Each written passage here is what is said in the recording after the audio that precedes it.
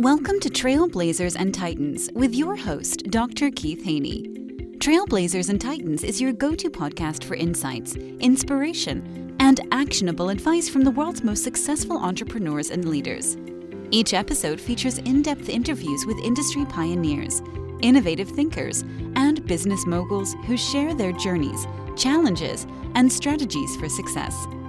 Whether you're an aspiring entrepreneur, a seasoned leader, or someone looking to make a significant impact, this podcast provides the tools and motivation to blaze your trail and become a titan in your field. Tune in to learn, grow, and transform your vision into reality. My guest today is Alex Fink, an AI pioneer and visionary founder and CEO of the rapidly growing platform the Otherweb. With over 15 years of experience in various engineering and executive roles in the tech industry, Alex has embarked on a mission to tackle humanity's most pressing challenges, digital junk. In our modern age, junk content saturates our digital landscape, suffocating genuine information and meaningful connections.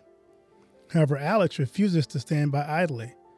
Through his public benefit corporation, he has spearheaded a movement to combat digital clutter, attracting over 4 million active users in less than a year. We welcome Alex to the podcast. Well, Alex, welcome to the podcast. How you doing today, my friend? I'm very good. How are you? I'm great. I'm so glad to have you on to talk about this important topic. I just got like 5 junk emails today. So if you can solve my junk email problem, you are my new best friend. See, as far as I'm concerned, junk email is a solved problem. There is a much bigger unsolved problem outside of the email realm, right? That's right. I love to ask my guests this question to kind of get to know you a little bit better. What's the best piece of advice you've ever received? I mean, there's been a lot of great pieces of advice I've received over the years, but I guess the one that comes to mind first is my chess coach always taught me to just make the best move. Like, don't think, what do I feel like playing? Like, what did I play yesterday? What am I reacting to? None of that matters, right? You look at the board, you figure out what the pieces are, what do you know about the position, and just make the best move. And if you only have one possible move to make, just make it. Don't think. Make it, and then you'll think later. Well, that's easy. We only have one move. You don't really have a lot of choice, do you? Exactly. But a lot of people would still look at it like a deer looking at headlights, right? And try to think, but wait, but I'm so worried. What comes next? What comes after this move? Maybe it will go bad. Yes, but you have one option. Make it, and then think on your opponent's time, to use a chess term. There you go. Take the bad move if you have to. Yep. Take the one move. May not be a bad move, but take the move. Exactly. Right. I love that. It is the best you've got, That's or the right. worst, or the worst, or the least bad. But you have a choice. Exactly. I'm always curious, people like yourself who are successful, who are some people in your life who served as a mentor for you, or maybe someone you looked up to on this journey? Kind of tell us what made them special for you. And if you want to give them a shout out, here's a chance to do that. So I'll give you a non-trivial answer because, I can obviously mention my parents and my brother and my coaches over the years, etc. But I'm one of the unusual people who really connected to books describing the journey of some real person, whether it's an autobiography of Benjamin Franklin or any of the industrialists of the late 19th century, or whether it's really reading any book where people really reach for the stars and achieve something incredible. Because when I was growing up, everybody around me was really smart, really hardworking, really dedicated, and really limited in their ambitions because the environment just didn't allow that much ambition, right? My father is very smart. He worked one job in his entire life in the Soviet Union and then worked one job in his entire second life in Israel, you could say, right? 2 jobs in his life. That's the ambition of that generation in my family and in my surroundings. But then I would open a book and I would see somebody who went out to the unexplored frontiers of the West and created a giant company out of nothing, out of selling jeans to people who are digging for gold, for example, if you talk about Levi's, right? Right. And these are the things that really inspired me. And maybe this is why my family cringes when they look at me, because I take all these risks because in my mind, my mentors did these things. Now, I only met those mentors in letters on a white page, right? But they're still my mentors. I love that. And that's so critical that you do find that inspiration or that vision, that direction, wherever you find it or whoever you find it in. But it pushes you outside of your comfort zone. If you just stay in the place that you were, somebody's got to break the mold, right? Someone's got to redefine the box. I always joke when I was in the world, in my profession, I said, there are people who play inside the box. I like to blow the box up and start over again. So, Yeah. Actually, you and I have very similar sayings, because ever since I was a child, I was saying it's wrong to think about inside the box or outside the box. How about you think without the box? Right. I love that. So share with us your journey into the world of AI and what inspired you to focus on combating digital junk. So AI and junk, two different paths here. Right. AI, I was kind of gradually sucked into it during my work with cameras, perception systems. It slowly started morphing into computer vision, because that's what more and more cameras are being used for. And that's a form of artificial intelligence. Now, at some point, I had this crisis of conscience that I don't think the world needs more cameras. And I thought, well, what does the world need? What can I do that doesn't just bring me money, but that improves the world in some meaningful way? So I started looking all around me, and the biggest problem I saw was people are consuming nonsense. People end up believing nonsense, right? People end up making bad decisions because even if their processing machine is perfect, they're basing that processing on nonsense, right? And the saddest part was actually observing my parents to some extent, because they were the most well-informed people I knew when I was a kid, right? Everybody around us in the Soviet Union believed nonsense. And my parents would wake up at 4 a.m., lock themselves in the closet so nobody would hear, and turn on the radio to listen to Voice of America. And so they knew what was going on in the world, right? But today, even that method doesn't work anymore. And my parents keep forwarding me stuff that didn't really happen. I have to tell them, nope, that website was created yesterday. That's not even a news outlet, right? Nope, that's entirely made up. That person did not actually say what the article says he says, right? And so I wanted to fix that situation, and AI seemed like the right tool for the job, because humans just don't scale that much. The amount of misinformation we're getting is so large that if all you're doing is relying on Snopes, well, for everything that Snopes can review, there's 100 things that they just couldn't get to. And even for the things they did review, do you trust Snopes? That's another problem, right? And so AI is kind of better, because I can open the source of the model. And even if that model is called fact checker, okay, you don't want to trust it, or you're not sure whether to trust it, look at the source, look at my data sets. You decide whether it's good or not. There's no black box like with an editor at Snopes where you don't really know what their motives are. Are you saying there are people out there who don't give you the truth? See, I tend to give people the benefit of the doubt. And one of the things that I've learned over the years is that people are really good at solving their cognitive dissonances by convincing themselves of nonsense and truly, truly believing it, right? They don't want to be the bad guy who lies to you, right? So first they convince themselves of the lie, and then they are the good guy who tells you the truth. But people are really good at that stuff. I think Jonathan Haidt had this analogy of the rider and the elephant, where you sit on an elephant, you try to tell it where to go. The elephant ignores you, obviously, goes wherever it wants to go. And then because you're so smart, you come up with this amazing explanation as to why this is the direction you wanted to go in all along. So I think this is what most humans are like. We are really smart at creating post hoc explanations after our knee-jerk reaction that was basically based on some experience we had when we were 5. Right. So for the audience who's tuning in, we should maybe define exactly what is digital junk, because we may have an idea of what it is, but how would you define digital junk? My primary definition would be content that was created with the purpose of being monetized. Okay. Where whether or not it's true, it doesn't matter. Whether it's high quality or not, it doesn't matter. It was just created to make money, which is something you don't care about. You don't care if the author made money with this content or not. So when you're looking at it, there's a chance you're looking at something good. There's a much higher chance you're looking at something pretty useless.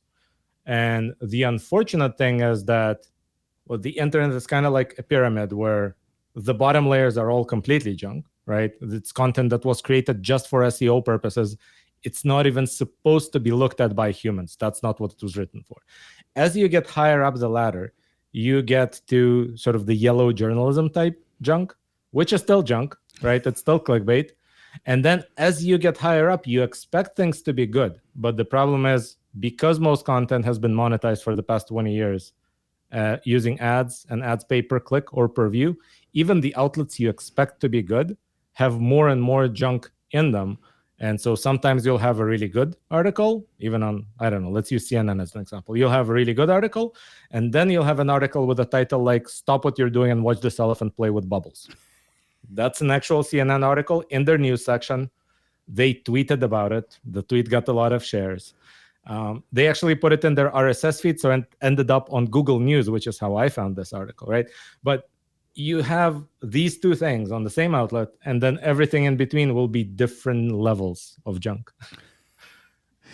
So as people who are trying to find good sources of information, how do you navigate through the digital junk to find sources that you can rely on?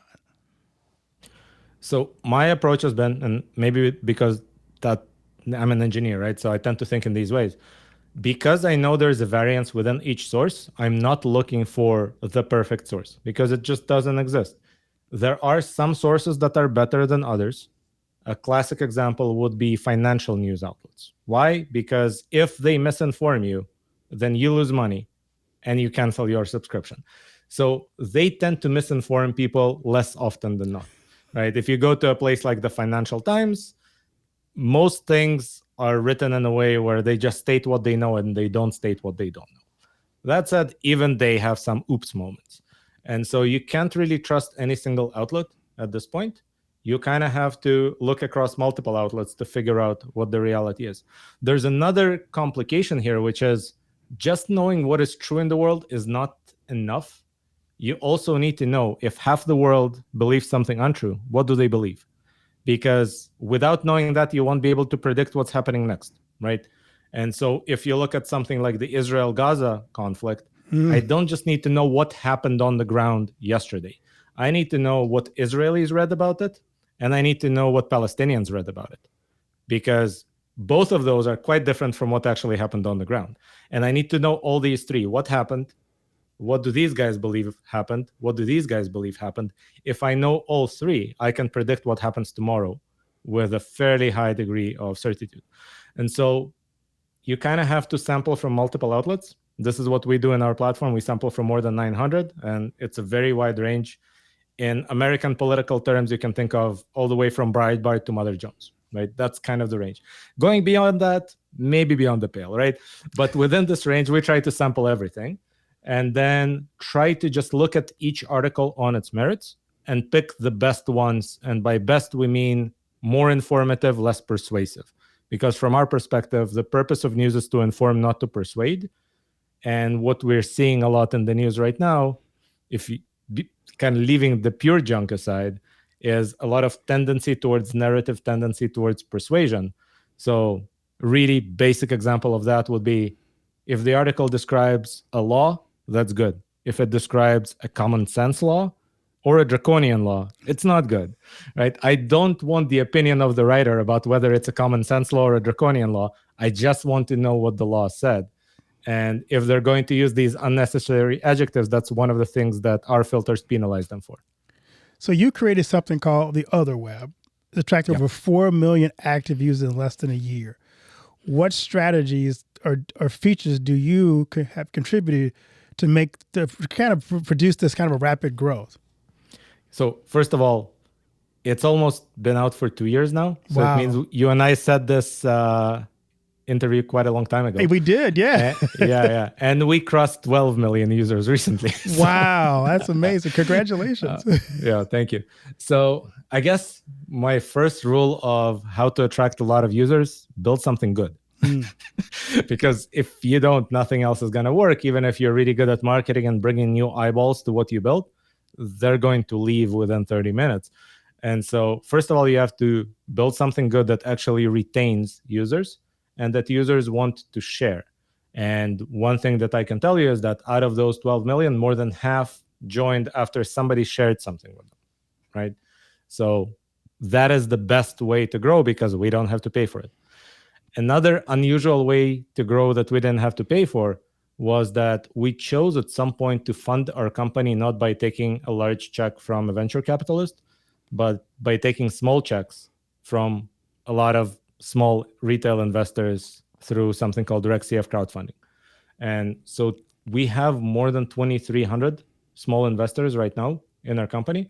And the beautiful thing is that before investing, everybody downloads the app to check it out. They share it with friends, etc. So we had very large spikes in downloads and then shares in an activity every time one of our crowdfunding campaigns was reaching some sort of an apex, right? And so I don't know exactly what percentage of users downloaded the app basically as part of deciding whether they want to invest in the app, but I think it's quite a few. And so those have been two unusual ways to attract traffic, I would say. Obviously, we did some of the more usual stuff, some advertising, especially as we were improving the product. One of the most important things to do is what in Silicon Valley we refer to as growth hacks, which is you make small changes in the product, you roll them out to a part of your user population, and you see whether it made their engagement better or worse. Basically, you see whether it made them happy. And then the things that did, they end up being deployed to everybody. The things that didn't, they don't. And one of the things that you need in order to test these kind of growth hacks properly is a steady stream of new users who are relatively similar to what you had last week. Because if every time you're testing it on different kinds of people who came from a different source, then your data will, hey, I rolled this out and engagement improved. It could be nonsensical, right? Engagement could have improved because now you're testing it on all the people who downloaded the app because they want to invest or something like that, right? So we always had a small budget allocated to advertising to bring people in just so that we have a cohort to test on. So even if advertising at that time didn't make sense as a growth strategy, it's still over time accumulated because we've been doing this for 2 years. So a few million people came that way, essentially, through advertising. That's great. So tell us why you decided not to go the venture capital route. I know there's a reason, but maybe kind of give us a background why you made that decision. There were a few reasons. So first of all, we've been thinking from the beginning of starting this company, how do we add more trust? How do we become more credible with people? How do we actually bind our future selves so that, we say don't do evil today, but eventually, companies are C corps. They have a fiduciary duty to maximize shareholder value. All companies kind of become evil over time, if you think about it. So we were thinking about what tools do we have? One tool was don't become a C corp. And so we registered as a public benefit corporation. This way we can state what our mission is, and it's actually legally binding on all the executives and on the company itself, right? The other one is if we use AI and it's mostly software, open it up so people can see what we're doing. This way, if our future selves or somebody who isn't us in the future decides to do something bad, like let's say inject left-wing bias or inject right-wing bias, people will notice that either the code changed or suddenly the code closed. And that means somebody's planning to do something underhanded. And then the third one was, let's actually make our community our shareholders. And that in itself also, that it gives our community some power over us, some power over the product. It makes us accountable to people who downloaded this because they believed in the product, right? So that was a part of it. The other big part, and this might be a very unique feature of the founding team, is we're all techies and we're not that good at community building. I mean, I'm not even good at following up with my best friend other than sending him a happy birthday once a year, right? So what do I know about building a community? One of the beautiful things about crowdfunding is we just built a community of over 2,000 people who really, really care. We can ask them any question we want, like what feature do you think we should develop next? Or we can go this direction, which one do you think is better? Sometimes we don't even have to ask. They just volunteer their opinion, right? They talk among themselves. So we built this kind of community. In fact, we built a community where nobody can quit because they invested money, right? Right. And we did this without knowing how to build a community. So that's something that crowdfunding offers that I think a VC can't offer. Now, VCs have other advantages. Obviously, first of all, they have some experience. They've been through many startups before. They can offer something that we don't know. They can offer introductions to other VCs. In some cases, they can help with the eventual exit. We've seen a few examples of this in the past, right? Where the VC is the one who already knew the head of corporate development at the company that ended up acquiring a startup. We don't have that yet. Maybe we will take money from a VC in the future, and then we'll get the benefit of that as well. But at least initially, it seemed to us that community is better than one really powerful and cutthroat guy. I like that. And it's helpful because as you think about what this platform's trying to do, you've set it up so that you're very transparent. People can go in there and say, okay, this is what they're about. And there's not some nefarious behind the scenes, not that VCs are nefarious, but there's no behind the scenes person pushing a certain agenda. I like how you described it. That's why I wanted you to kind of explain why you did that. Yeah.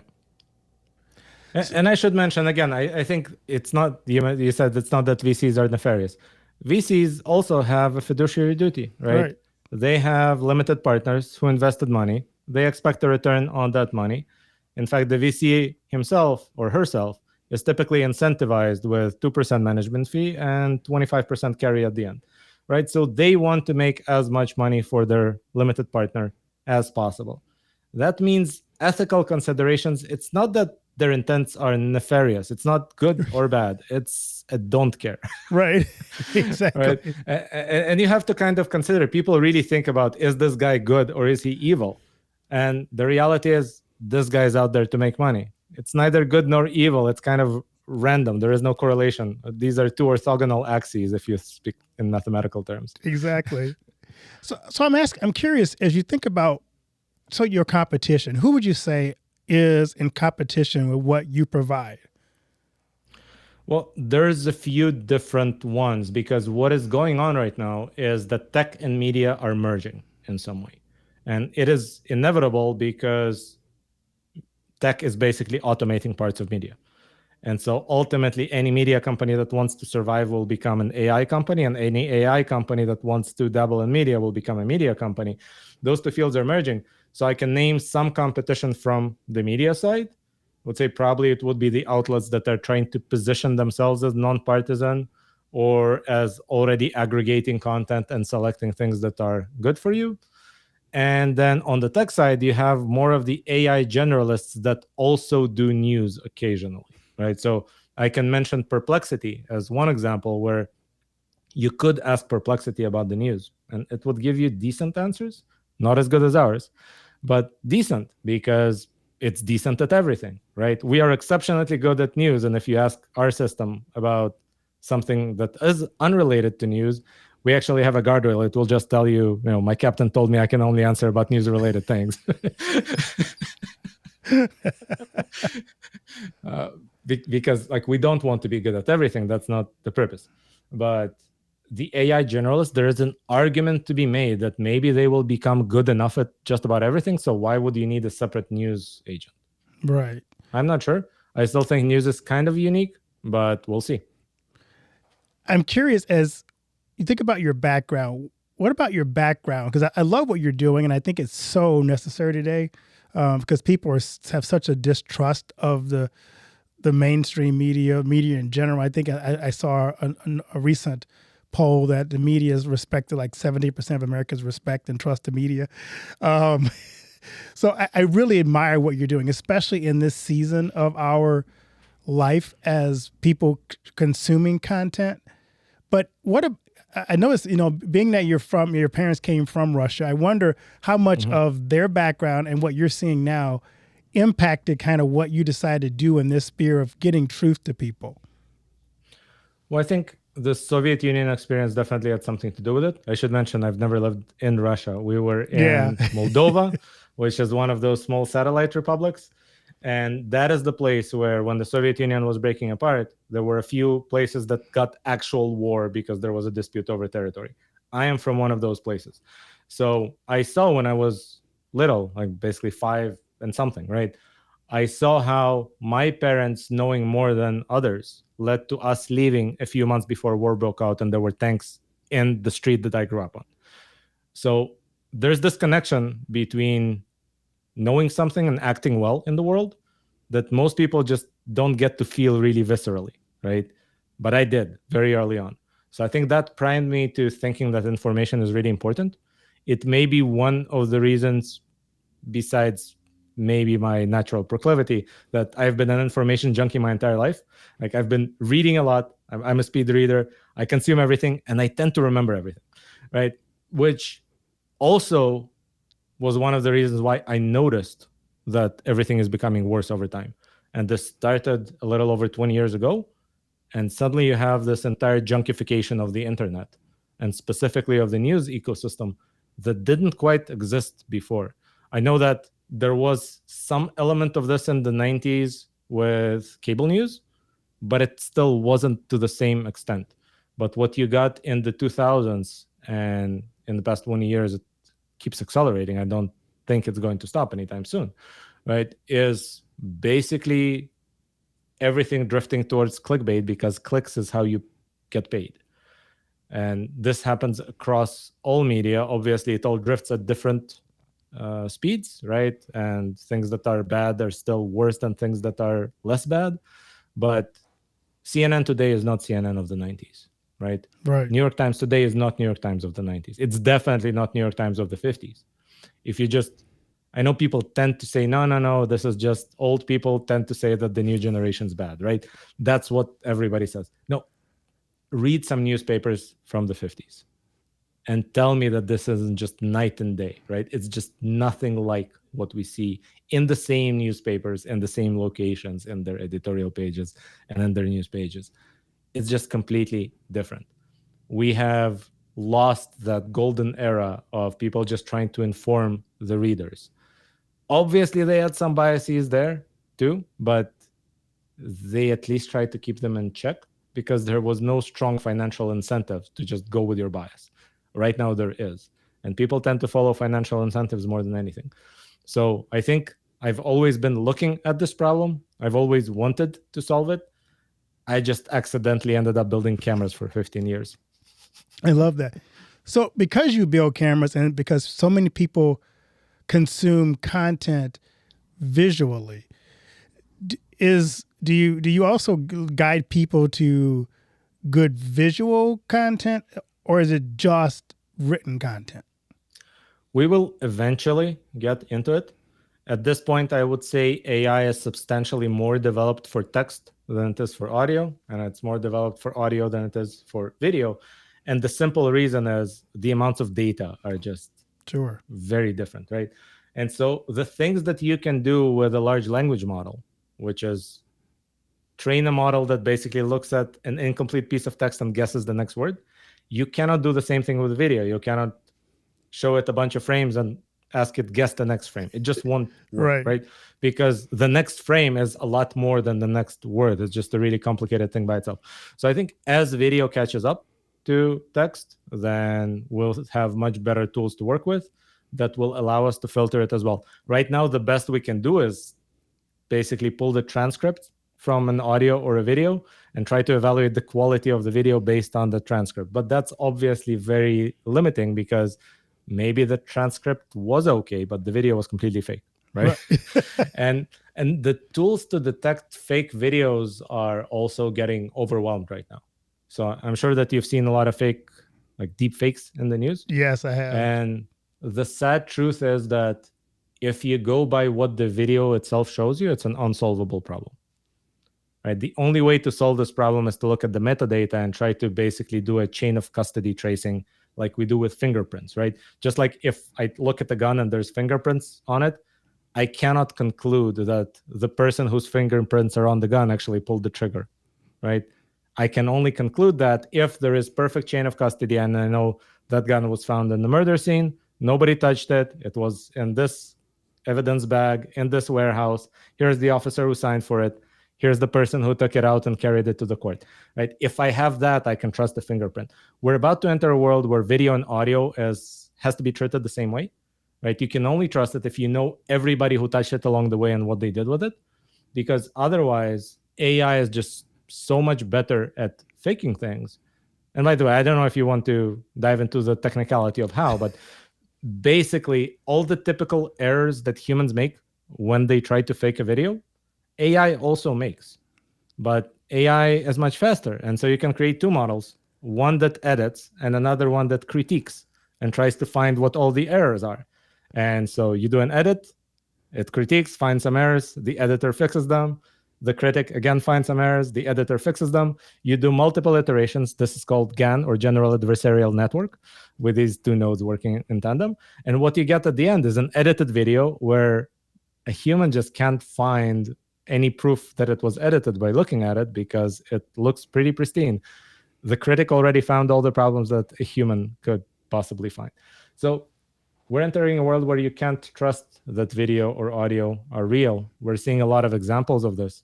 I mean, with audio specifically, this year there was an election in Pakistan, and I had an engineer there at the time.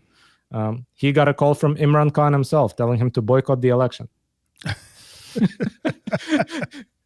Because clearly Imran Khan calls his own supporters on the day of the election, all of them, it's about 150 million, I presume, and tells them to boycott the election. Exactly. Now, my engineer is an engineer, so he thought, that's an interesting fake.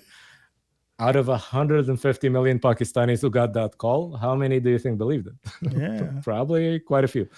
So these things are happening right now in every election cycle. I expect something to happen this November that will be of a similar magnitude, perhaps adapted to the American mind, because Americans have seen more deepfakes in the news. So probably we need more than a call from the candidate. Right. we need some video that proves something happened that really didn't, and then we'll find out that it didn't 2 days after the election or something like that. We're about to see something like this. I just don't know what yet. It's really sad and somewhat scary. I know that. So I know a lot of people have serious concerns about AI, and I've had people, maybe it's from some of the deep fakes or some of the, other websites where it's like, we saw the movie like iRobot, where all of a sudden robots turn on humans. And so there's some serious concern that will AI move so fast that humans can't keep up, and it eliminates the need for humans. I know people are thinking that in the back of their minds from movies, from things they're hearing. As someone who works with AI, kind of what's your view of AI moving forward? I tend to be fairly skeptical about that discussion of superintelligence or an inflection point. So I'm not thinking about the risks of AI taking over and just saying, hey, humans, you're no longer in charge. That seems a little far-fetched. The current technology definitely can't get us there. Will we get to technology that can get us there? Maybe, but it's not quite guaranteed. What is guaranteed is that AI is a really powerful tool. It's becoming more powerful by the minute. I mean, if you look at AI research being published, just subscribe to the research journals. I've never seen a faster pace of progress in any field at any time in history, right? The kind of leaps that you're seeing almost every week tend to happen every 3 years in another field. So we are seeing that the tools are becoming much more powerful. And I'm not worried about the tools taking over. I'm worried about what humans might do with really powerful tools. Yeah. And humans are themselves kind of hard to trust with these things, right? And so that is the big danger. It's not what will AI do. It's what will humans do with AI if enough humans have access to AI and AI becomes really powerful. I mean, even with the existing models, we have guardrails on almost all of them. Why? Because if you don't put guardrails on a model that was trained on the entire internet, then the model could answer questions like, how do I make a pipe bomb? Right. Or even more scarily, if you give it enough time, it might be able to answer the question of, how do I print the DNA of a better plague, right? And so you have to put guardrails on these things. But the question is, as these things proliferate and everybody can build their own, perhaps we'll get to the point where, yes, all the popular ones will have guardrails, but there will be a few that don't. Right. And so somebody does print a better plague. And by better, Right. Exactly. unfortunately, I mean substantially worse. So that would be my bigger concern, that good guys with AI need to do a lot to stop bad guys try with AI. and to crowd out bad guys with AI. Yeah. But yeah, we're just developing much more powerful tools. And so think about moving from fighting with pointy things to fighting with things that shoot at a distance. A lot more people can die in a war. Yeah. So that's kind of the danger we're facing. As an entrepreneur who's dealing with AI, I just heard a financial person talk about the fact that we had the .com bubble that burst, and it kind of eliminated some of the outliers in that field, in the tech field. Do you see a similar AI bubble on the horizon as you're in the field and dealing with it in business? It will probably happen, but I don't think it will eliminate the guys who are really good, and it will certainly not eliminate the technology. If you think about the .com bubble, yes, it killed pets.com and 1,000 more websites like pets.com, right? But Amazon survived, Google survived. All the big companies we have today are those that, or most of them at least, were created before the .com bubble and survived it because they were onto something.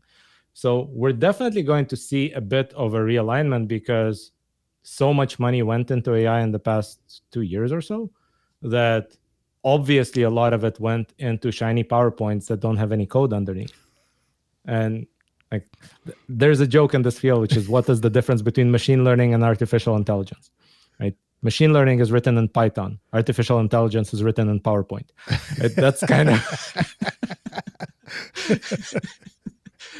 So I think there's a lot of artificial intelligence out there where there was never an ML engineer anywhere in sight within that company.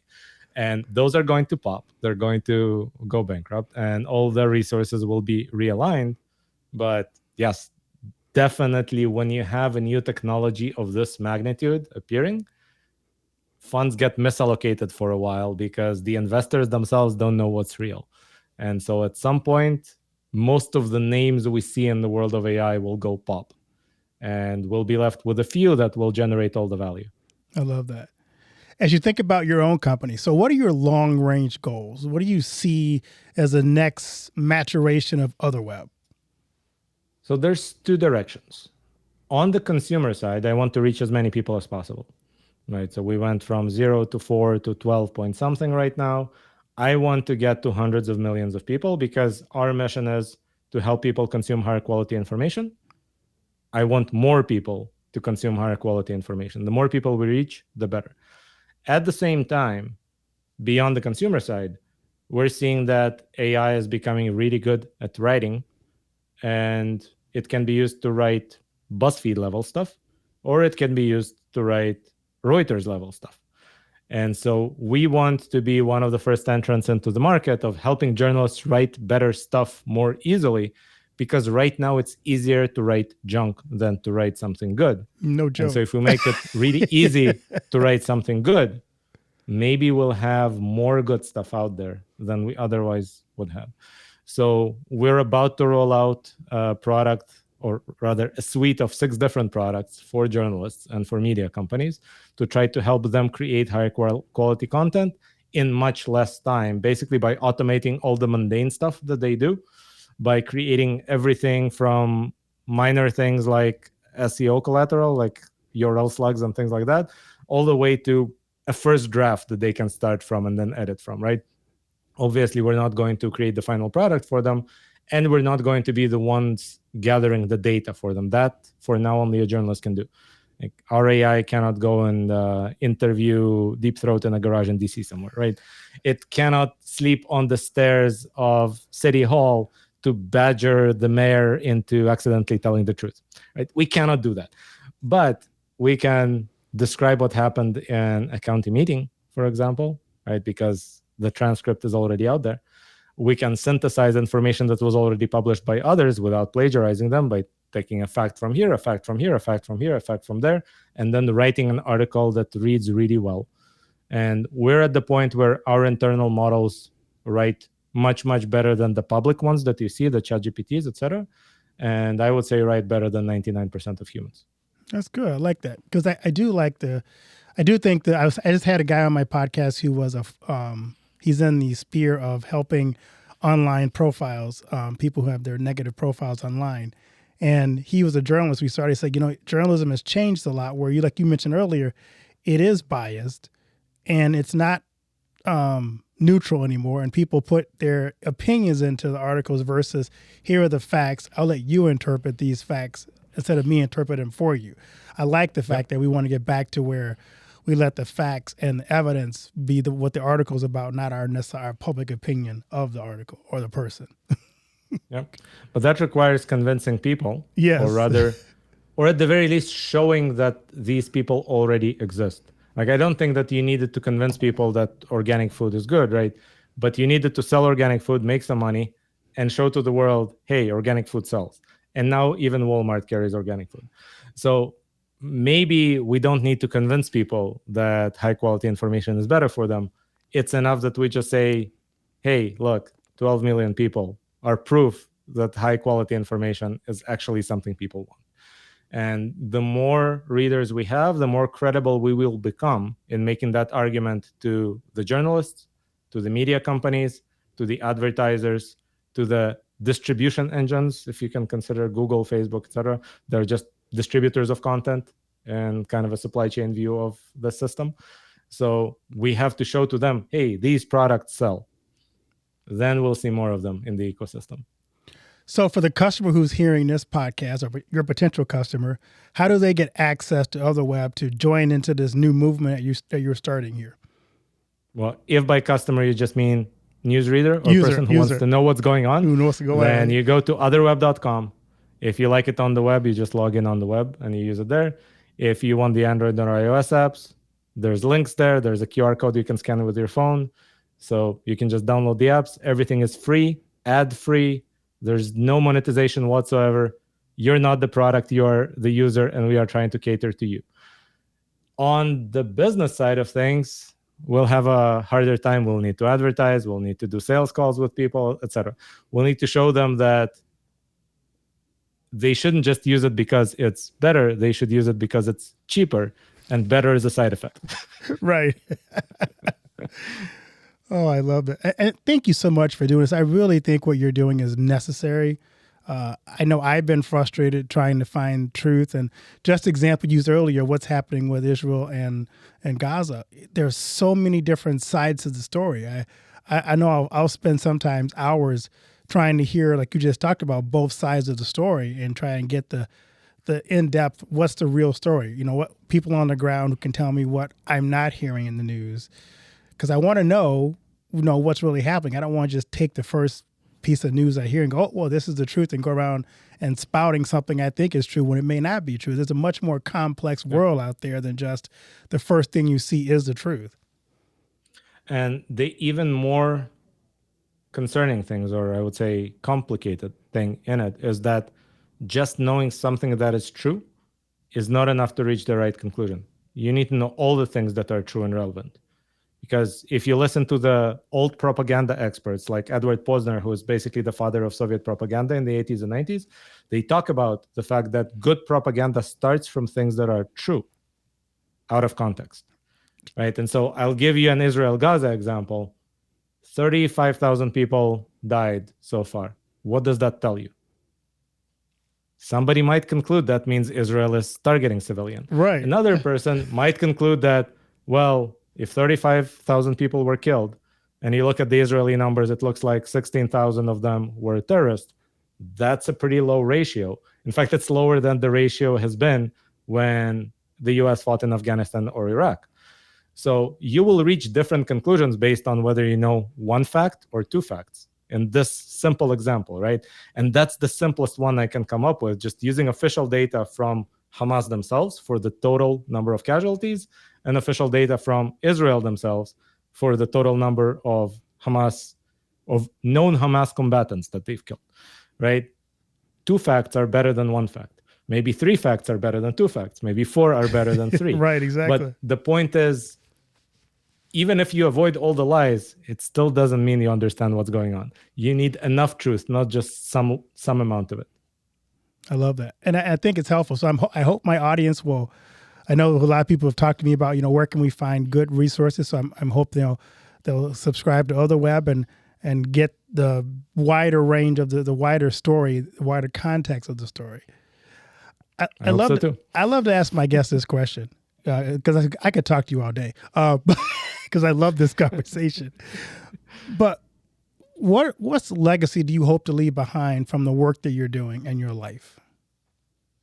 Well, right now, I still don't know about the entire life thing. So I'm just thinking, let's say 5-year stretches at the time, right?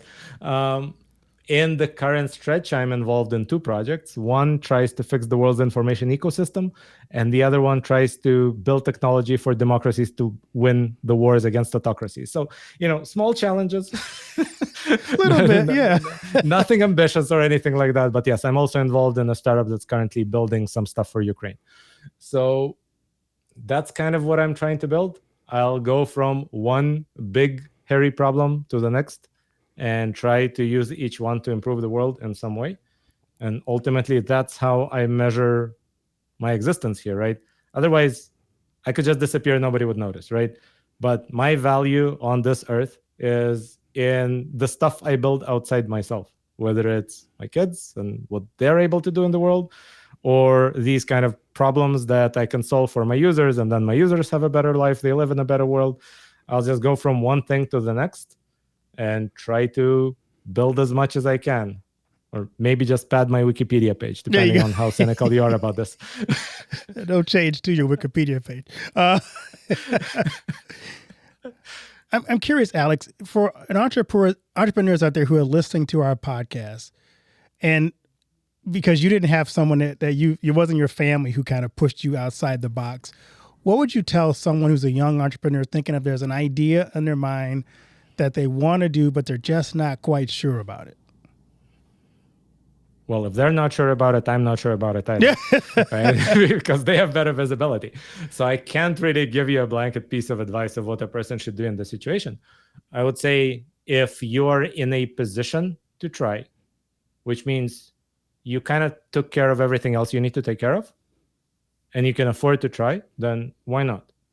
You might succeed, or you might find out that you are lacking in some capacity, and then you'll know what you need to learn next, right? But until you tried, you don't even know, right? Let's say you try an idea, turns out you're amazing at coding, you don't know how to do marketing, the idea falls flat because you couldn't get any eyeballs to this amazing thing that you built.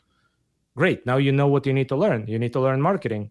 You can go and work as a marketer somewhere for 2 years, and after that, start again. But if you hadn't tried, you would never have found that out. And if you just tried to guess, well, I need to shore up this and this and this and this, by the time you're 60, you'll still be shoring stuff up. So I think trying is good, but you should always consider whether you are in a position to try, right? If you have a hard time feeding your family, well, then first figure out how to feed your family, right? That's your first responsibility. Then build the startup. But if you have enough saved up, or if you're young and you don't have a family yet and you can live on ramen and live in a basement for a while, do that, right? Why not? Right? As long as you took care of your responsibilities, you can shoot for the moon. I love that.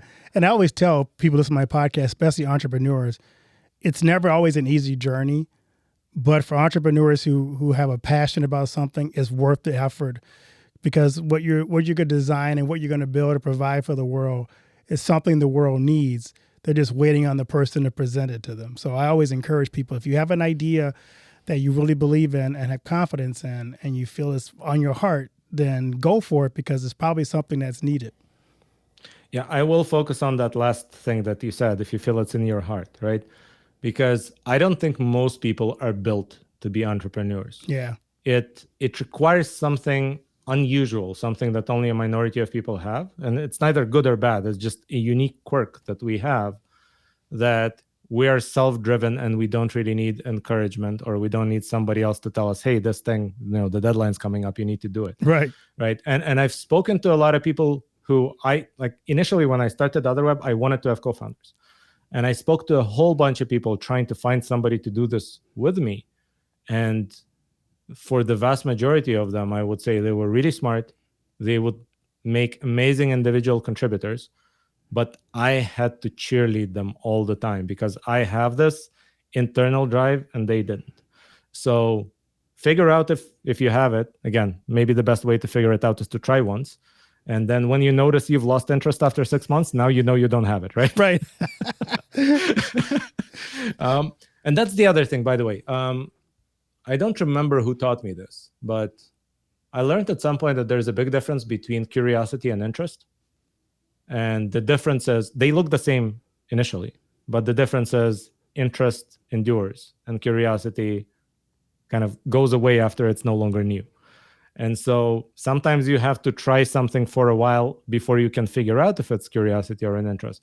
But if you have some way to gauge this from past experience, try to gauge it, because it could be that your amazing idea that you're thinking of implementing is just something you're curious about, but you don't actually want to do this for the next 7 years. And if you just want to dabble in it for 3 months and not for the next 7 years, you probably shouldn't build a company, because companies don't happen in 3 months, right? No big thing has been built suddenly. They take time, and most of them have down periods. I mean, maybe besides Instagram is the one company that just took off and immediately got sold. But everything else, even WhatsApp, was almost closed 5 months after it was founded, right? And in fact, the founder of WhatsApp was already interviewing for other jobs, and he tried to get a job at Facebook, and Facebook told him no. So there you go. So the point is, it's not going to be a linear journey. It's not going to be quick. So you need to make sure it's a real interest you have. You want to work on this problem for the next 7, 10 years even. If that is the case, and if you have that internal drive to keep going during that period of time, best thing you can ever do. Thank you. That's great advice. So where can the audience find you on social media, and where can they, again, find Otherweb? I don't do much social media, at least not yet.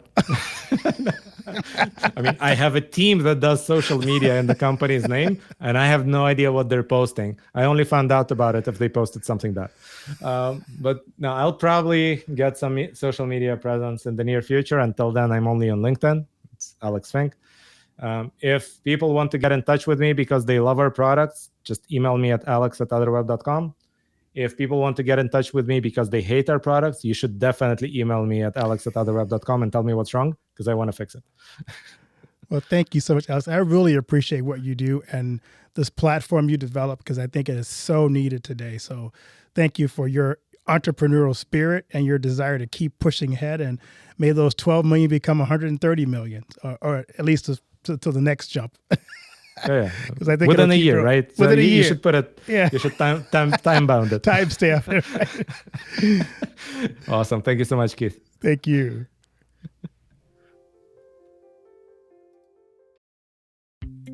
Thank you for tuning in to this episode of Trailblazers and Titans. If you enjoyed our conversation and found value in the insights shared, please subscribe to our podcast and leave us a review. Your feedback helps us reach more listeners and continue bringing you the stories of the world's most inspiring leaders. Don't forget to follow us on social media for updates and exclusive content. Join our community of Trailblazers and Titans, and let's continue to learn, grow, and transform our visions into reality together. Until next time, keep blazing your trail and striving for greatness.